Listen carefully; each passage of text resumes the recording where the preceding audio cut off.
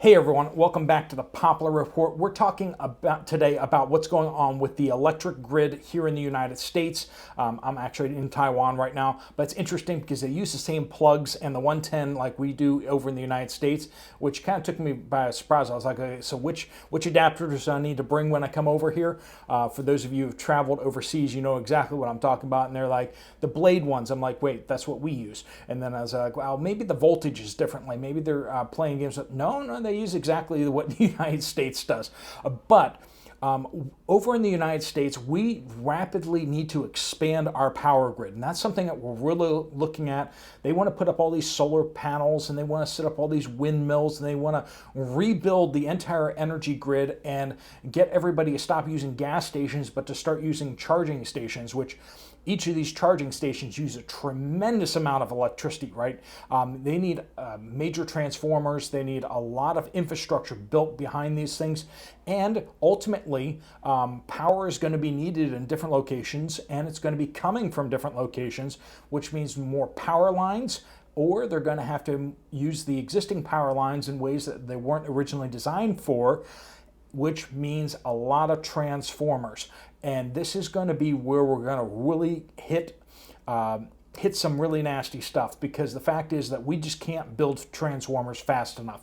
We have a bunch of transformers built overseas, but we're going to be talking a little bit about how hard it is to get transformers, why it's so hard to get transformers, and what this is going to mean for us going forward in the future. It won't be super technical, I promise. But we are going to talk about some things that I didn't know about before. But let's jump right into it. Welcome to the Poplar Report. I'm Steve Poplar. I'm an accountant by trade, and we cover things on this channel that you won't hear in the everyday news. You have to dig pretty deep to get this kind of information, because these are things that are really impacting us in our lives. And if you want to get ginned up politically, go watch whatever garbage is on TV right now, and they'll tell you exactly how they want you to vote. But I'm not telling you how to vote right now. I'm telling you these are the problems that we have to face as a country, and both parties really need to come to terms with these things for sure. So what do we got going on here? Well, transformers, large transformers are especially hard to get. Now, inside transformers, the big deal that we got is it's called grain-oriented electrical steel. And I see it's called a GOES for short, grain-oriented electrical steel. And basically, it's like the grain of the steel needs to be going in a certain direction in order to do something. I'm not sure why, but that's basically if you crack open a transformer, what you're going to find inside is you're going to find this steel that has to be processed in a proper way so that all the crystals of the steel, all of the fibers of the steel are basically going the same direction. Think of it like Damascus steel, like how it's folded over and over and over again. Well, think about that, but like a big block of it, and it needs to be all going the same direction so that it can do what it needs to do inside of a transformer. So you can't just pick up a block of steel. Steel is not steel when it comes to transformers. It has to be proper steel, it has to be the right kind, and it has to be processed in a certain kind of way. Only one company in the United States actually processes steel for grain-oriented electrical steel.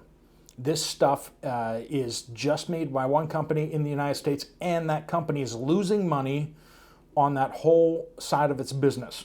And so AKS Steel, which was recently bought up by Cleveland Cliffs, which I actually like that company, but AKS Steel has that part of it that makes the grain-oriented electrical steel, and it's losing money. So how long until they finally close up that part of the business? That's a real question. And at that point, we'll still have people putting together transformers here in the United States, but they're going to have to import that steel from other countries. Now, Japan does that.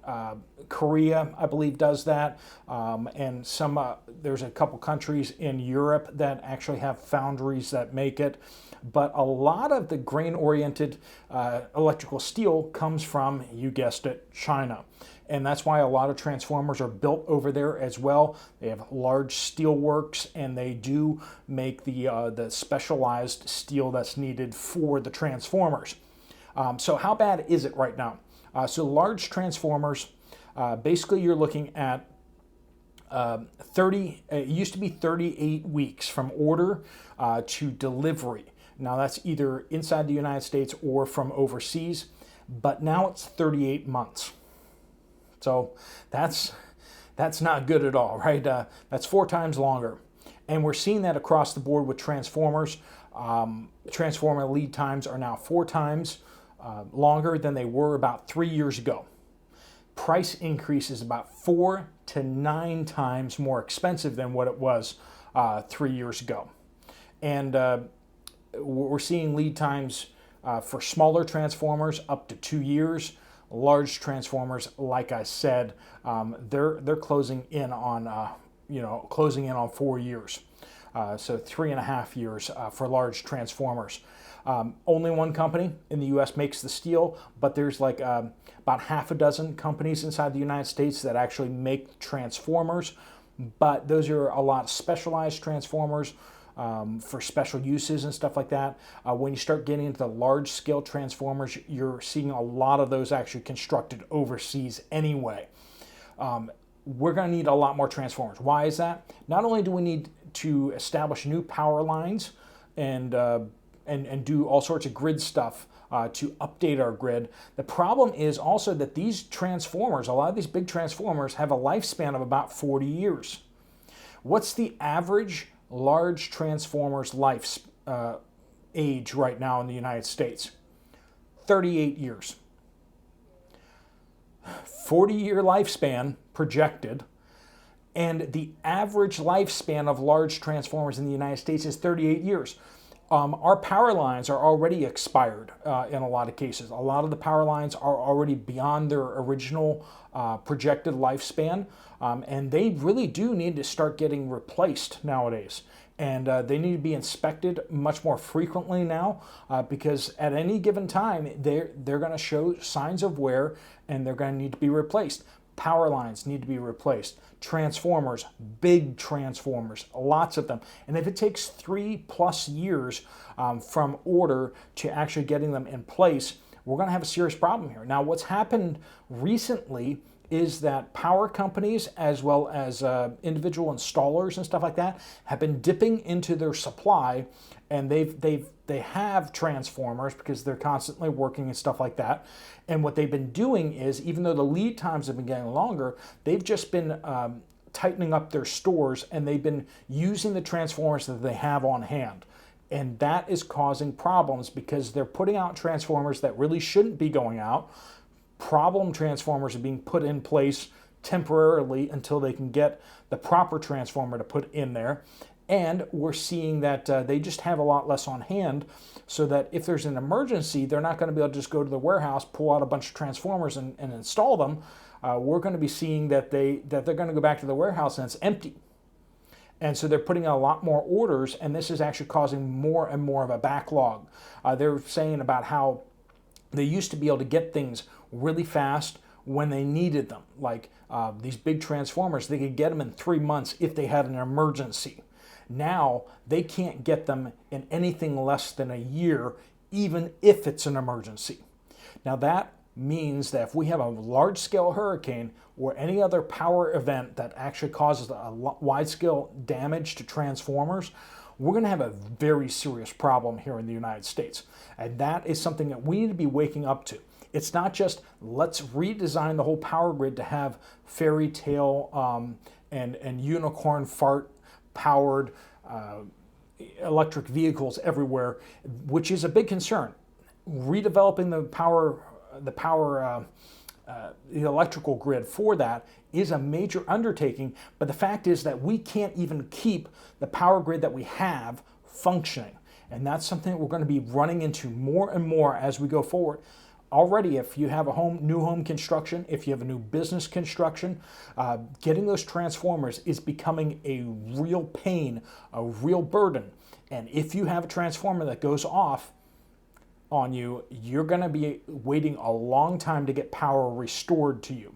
That's the local transformers. And when we start talking about the big transformers, if you have a major transformer near you, if you don't have any redundancy in that area, you're going to be lights out for a large group of people, a large section of a city or region, not having power for a very long period of time. Now, power companies do have backup mobile transformers that they can bring out, like down in North Carolina when they had that person that intentionally took out some of those power stations.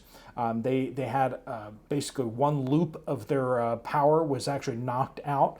They did bring in relatively quickly a mobile power station, not power station, transformers, right? Mobile transformers that they were able to hook up into the grid and get that loop back on within a matter of, I think it was like 5 or 6 days, which is really, really impressive. Because they weren't able to get those permanent transformers in place for a very long time. But they do have limited capacity to be able to bring on, under emergency conditions, to bring on small portions of the grid back on. But if we have a cascading failure through our power grid, that's going to be causing a lot of problems. Now, the solar eclipse is not really going to cause that unless somebody does something incredibly stupid with their power switches. They should be prepared for that. That shouldn't really cause any power outages. Now, if we have a solar flare, which won't have anything to do with the moon getting between us and the sun is just doing its own thing when it comes to solar flares, but we've been having increasing solar flares as we go into a solar maximum. The solar maximum is going to cause us to have increased solar flares happening with increased frequency and with increased intensity. This is something we need to take very seriously. A Carrington event or something similar will have a devastating effect on our power grid and will damage a lot of transformers, burn up wires, and that's something that we need to take seriously because we don't have the capability to bring things back overall as a power grid. And are you prepared to be without power for a very long period of time? And that's not even talking about the potential for EMP, intentional overloading of a power grid via cyber attack or through an EMP device such as a nuclear weapon up in the atmosphere, or other ways of doing that. So that's something we need to be considering. And when you look at how long it's going to take to get things back online, you need to take those things even more seriously.